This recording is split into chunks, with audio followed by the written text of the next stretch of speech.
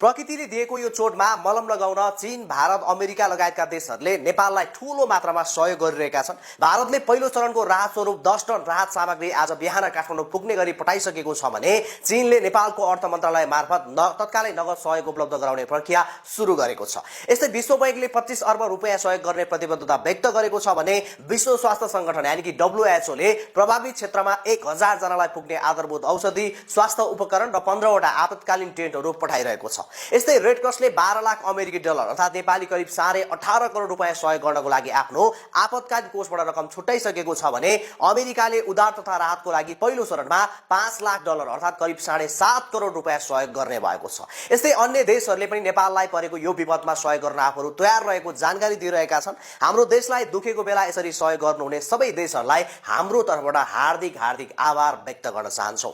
यस्तै हालसम्म सम्पर्कविहीन रहेकाहरूको हकमा 403 जना पर्यटकहरू रहेका छन्, जसमा 341 जना विदेशी छन् भने 62 जना नेपाली नागरिक रहेका छन् र यसैगरी नेपाल प्रहरीतर्फ हाल 28 जना कर्मचारीहरू अझैसम्म सम्पर्कमा नआएको बुझिएको छ भने सेनाको तर्फ 44 जना अझै सम्पर्कमा आउन सकिरहेको छैन। यो भयानक बाढीले मानिसहरूको ज्यान मात्रै लिएको छैन, देशकै लाइफलाइन मानिने सडक, पुल र जलविद्युत आयोजनाहरूलाई पनि क्षणभरमै ध्वस्त पारिदिएको छ। गृह मन्त्रालय र नेपाल विद्युत प्राधिकरणको पछिल्लो आधिकारिक डाटा हेर्ने हो भने भौतिक पूर्वाधारतर्फ चाहिँ अकल्पनीय क्षति भएको देखिन्छ। पुलहरूको कुरा गर्नुपर्दा बाढीले रसुवादेखि धादिङको गल्छीसम्मको करिडोरमा 35 वटा भन्दा बढी पक्की पुल र 45 वटा भन्दा बढी झलुङ्गे पुल बगाइसकेको छ।